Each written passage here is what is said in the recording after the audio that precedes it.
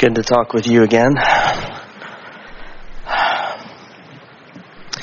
We are looking forward to a time when people are talking about what the real secret is. Because the real secret is not the law of attraction. That's like gravity. That's not a secret. You can't help but notice that once you're onto it. But the real secret is, it's the secret of the art of allowing. It's the art of allowing you to blend with the broader perspective. That's what the true secret of success is. It's what the true secret of happiness is. It's what the true misunderstanding is. It's the reason that Oprah, like our friend, is reluctant to have something this weird presented to her audience that she does not think is ready for us. So the world just keeps keeping the secret, even though every one of you, if you've ever yawned, you've channeled. Because a broader part of you set the impulse, and the physical aspects of your body received the impulse, and your body responded to the impulse that was set forth by Source. You see what we're getting at? Now we are ready for it. Thank you. I'm trying to think where to start, but for some time I've been studying people and the aspect of faith. In the South, a lot of Christianity, in other parts of the world, different types of faith, but it seems all people with faith, whatever their faith is in, can manifest very quickly. And I sort of want to confirm that faith, in your opinion, is that place. That is... Well, what we would call faith, this is the way we would define it. Faith is alignment with an idea, alignment with a desire. It's lined up energy. In other words, when you want something and you believe it, there's no contradiction in your vibration, and so you are offering a singular vibration which is more powerful than if your energy is split. So it doesn't really matter what it is they are believing in per se.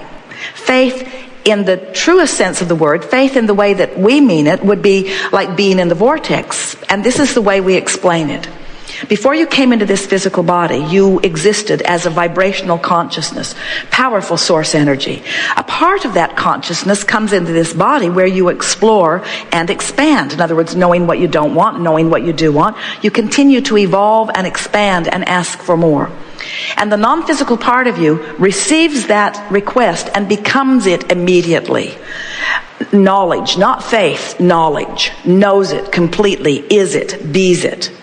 Now there's a gap usually between the time you ask and the time you allow. And if you stand in an attitude of hopefulness or expectation, or what one might call faith, if you stand in a vibration of expecting, now there's little resistance in your vibration, and so what you are asking for then is revealed to you. That's why so many different people from so many different religions asking for so many different things all come to the common denominator of faith.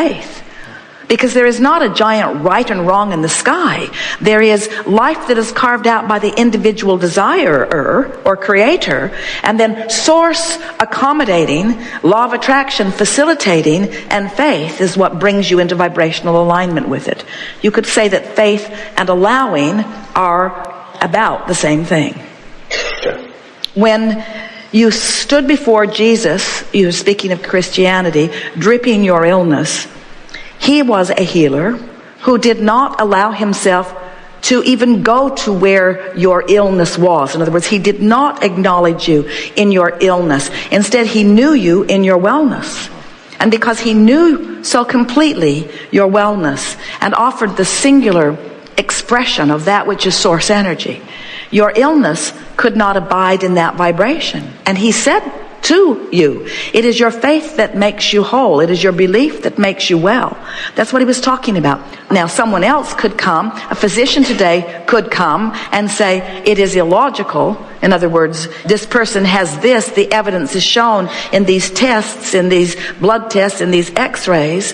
And he could talk you into doubt, which is the opposite of faith. He could talk you into vibrational alignment with the evidence that you're already living. So faith, in its purest form, is alignment with the vibrational evidence, not the reality that is already, this is where we started here today, isn't it? That there is this reality that is already manifested, this manifestational reality. And most people put most of their faith in what they're seeing. That's why things move so slowly for most people. They believe what they see, but they don't believe it until they see it.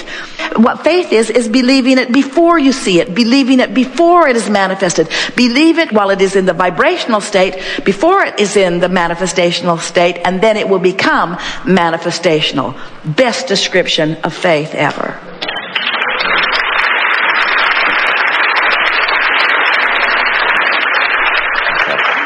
Sometimes if you've had something that you've wanted for a really long time and it hasn't manifested, you lose the faith. But it's because you don't understand the laws of the universe and you're not understanding your own guidance system. When all that clicks into place, faith isn't necessary because you just know. You're not going on faith. You don't have to convince people. And people don't need you to have faith either because they're watching things manifest all around you. You reach the point where you barely speak of something and there it is. You barely acknowledge slight interest in something and a whole bunch of it shows up in your experience where you can dissect it and enjoy it firsthand, you see. It's wonderful to know about the laws of the universe, and 1,000 times more wonderful to apply them deliberately. I need your help with understanding a situation.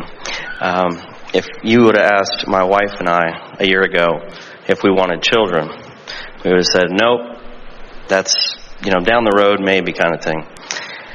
We took every precaution medicine has,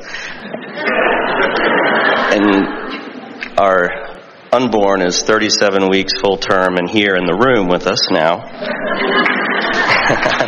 I'm trying to, thank you. We're all very excited, so we feel totally different than we did a year ago. But I'm wondering, how is she here? Not literally, but... The question that we're hearing is, are you saying, Abraham, that there was something that we wanted that was in our vortex that we didn't even know we wanted? In fact, when we say we might want it, but we don't think we do, and we know we don't want it now, and it's on the way, then is there something about this vortex that I need to know? Yes. And here's what it is. Most people define what they do want more in terms of what they don't want. And so it's a really rare person, in fact we've never met one yet, who could accurately, with any kind of detailed description at all, really describe what's actually in the vortex. And the reason is because you've put it there over such a long period of time, some of it even before you got here into this physical body, most of it since you've been here, but you've put it there incrementally. In other words, when you have a moment with someone that you enjoy, you say, yes, more of that into the vortex. When you know what you don't want, you say, I want something different than that in the vortex. And so what you've actually been putting into your vortex, you've been putting in there incrementally.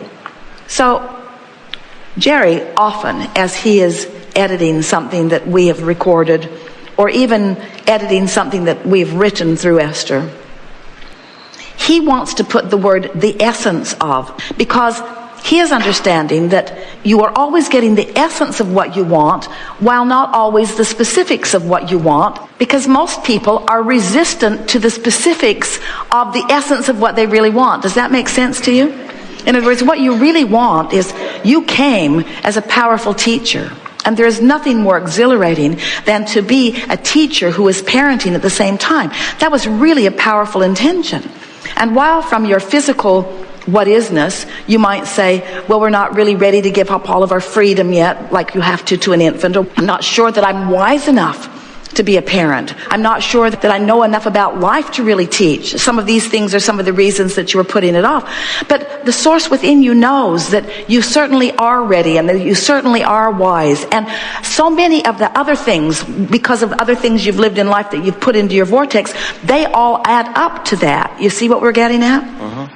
And there's this other thing. It was an intention that the three of you set into motion even before you came into this physical body. In other words, it really was in the vortex. In fact, we think that's the reason that you felt such a compulsion to try to keep it from happening, because the happening was such a strong draw. People talk about regulating pregnancies. They talk about preventing pregnancies. They talk about abstinence. They talk about birth control. But what they don't factor in is the powerful calling that the vortex is. In other words, you don't ever need to worry about your population diminishing, because there are intentions that are very powerfully calling forth from within. And so, if that sounds like you're not the creator of your own reality, we don't mean it to sound like that. What we're saying is you're the creator of the reality that you've put into your vortex. And the whole point of this gathering is to figure out who you really are and what it is that you've put into your vortex. You have all kinds of things in your vortex that you are not yet aware of, because you are vibrationally not in the arena. You're not in the vortex where you can see it.